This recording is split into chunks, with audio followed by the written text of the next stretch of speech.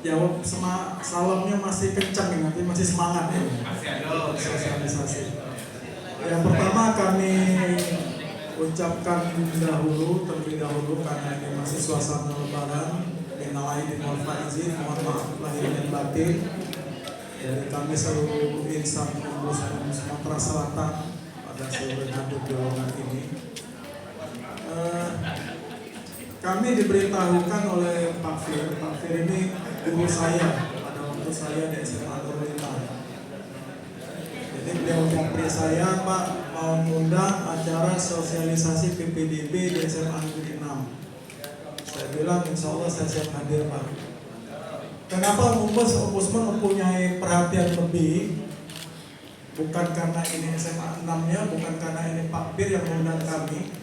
Karena memang beberapa waktu yang lalu Ombudsman itu melakukan investigasi atas prakarsa sendiri terkait PPDB tahun 2023 yang lalu. Dan kemarin kami menemukan banyak hal memang akhirnya mesti kita lakukan pembenahan secara sistemik. Kenapa itu kami lakukan? Karena kalau kami tidak lakukan hal seperti itu, jatuhnya Ombudsman ini seperti pemadam kebakaran, Pak. Manakala nanti ada dugaan kecurangan di satu SMA, orang melapor ke kami datang tindak lanjut, tidak selesai, Pak. Kerja seperti itu. Makanya tahun kemarin kami stressing, kami jadikan beberapa sampel. Dan memang dari temuan kami di lapangan itulah akhirnya memang yang menyimpulkan ada beberapa saran korektif yang kami berikan khususnya pada Dinas Pendidikan Provinsi Sumatera Selatan. Salah satunya stressing kami adalah mengembalikan lagi aturan PPDB itu sesuai dengan Permendikbud. Jadi tidak usah improvisasi, tidak usah mau improvisasi boleh, Pak Bu, tapi kalau andai kata ini membawa hal yang baik, yang positif. Tetapi ternyata dari hasil pantauan kami dari beberapa kali dilakukan PPDB, ternyata ini lebih banyak mudaratnya. Seperti itu.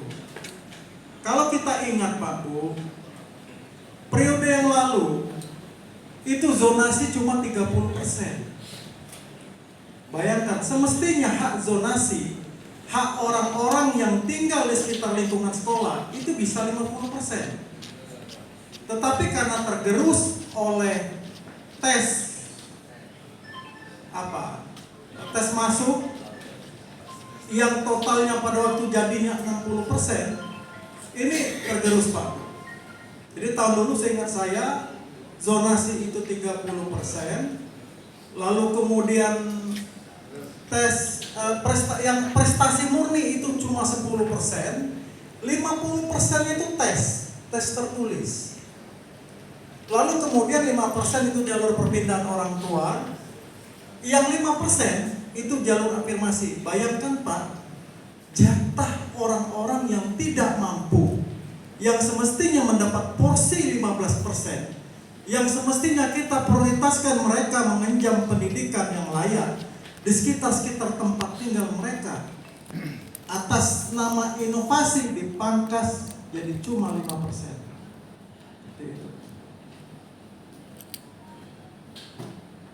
Makanya kemarin kami coba melakukan perbaikan layanan publik di sektor pendidikan dengan lebih komprehensif seperti itu. Lalu kemudian dari hasil tinjauan langsung kami di lapangan, Pak, tadi sudah dipaparkan bahwa SMA Negeri 6 ini 10 rombel ya, Pak Pir ya.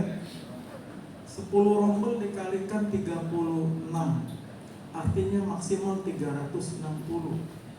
Pak Bu, 4 sekolah negeri yang kami sampling kemarin, rombel tadinya 9 rombel, itu jadi 14 rombel. Yang satu rombelnya bukan 36 siswa, satu rombelnya hampir 50 siswa, Pak Bu.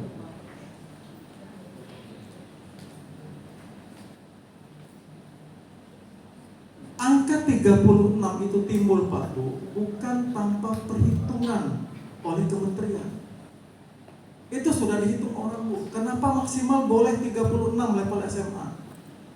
Karena mungkin kalau lebih dari 36, situasi kelas itu sudah tidak kondusif.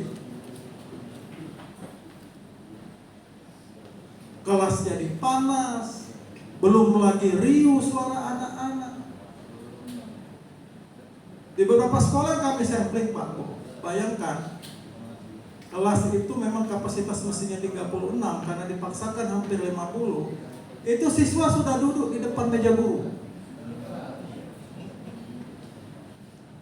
Pada waktu kami masuk, kebetulan guru yang ngajar itu, ibunya itu badannya kecil. Sudah badannya kecil, suaranya kecil.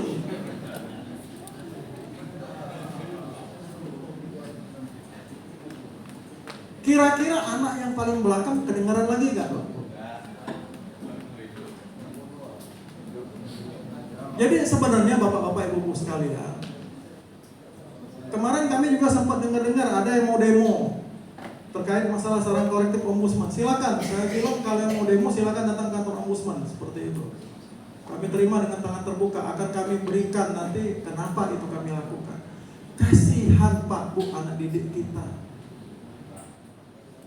Ada satu sekolah yang kami masuk kebetulan, sekolah itu tidak pakai AC, pakai kipas angin, muridnya hampir 50. Saya tanya sama siswa didiknya, "Nak, nyaman gak?" "Pak," katanya, "yang paling belakang itu tegak berdiri, lalu dia membalikkan badannya. Saya lihat betul Pak Bu, baju belakangnya itu sudah basah kuyup dengan keringat."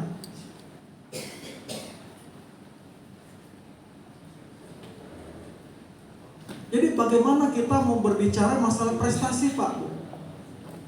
Kalau andai kata anak didik kita dalam menerima proses pembelajaran juga tidak nyaman,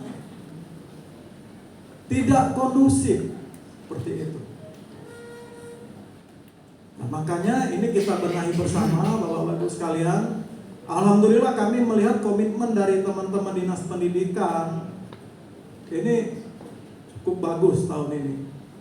Aturan itu ya tepuk tangan enggak banyak.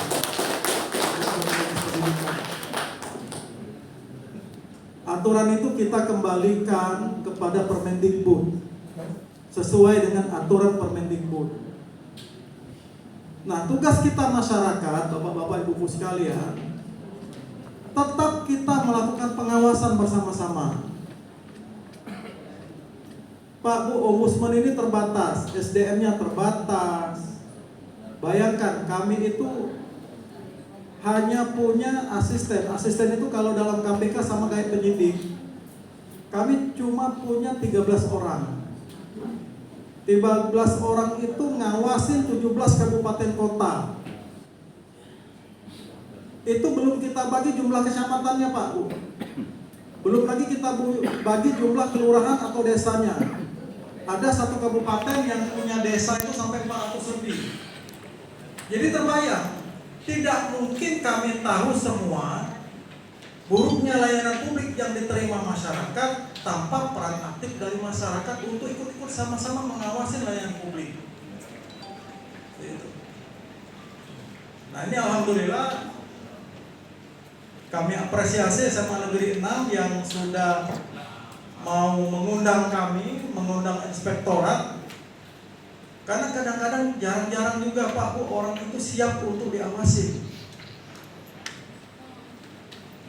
Dalam banyak kasus kadang-kadang kalau pajak makin dikit uang tahu makin bagus. Benar Pak Bu. Kalau pajak sedia membayar, kapan total selesai. Nah, jadi kalau selesai, tak ketahuan mana proses awal, mana proses akhir.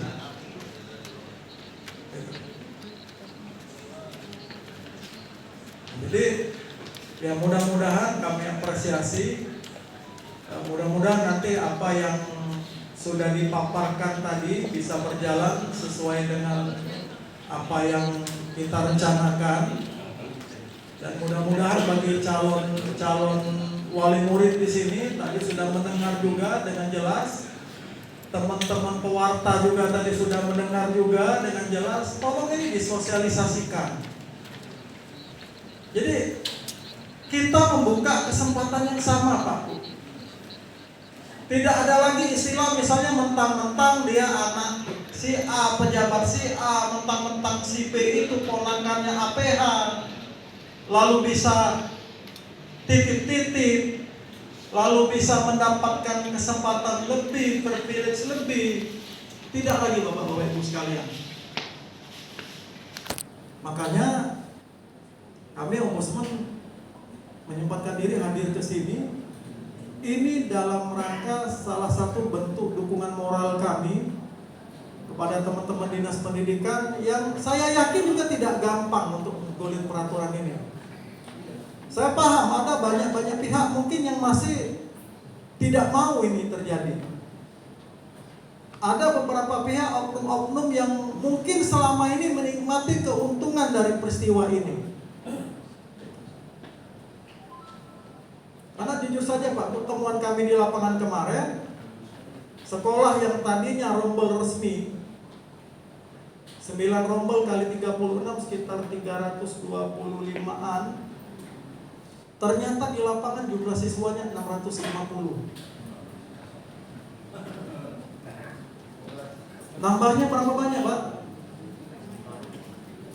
100% Pak.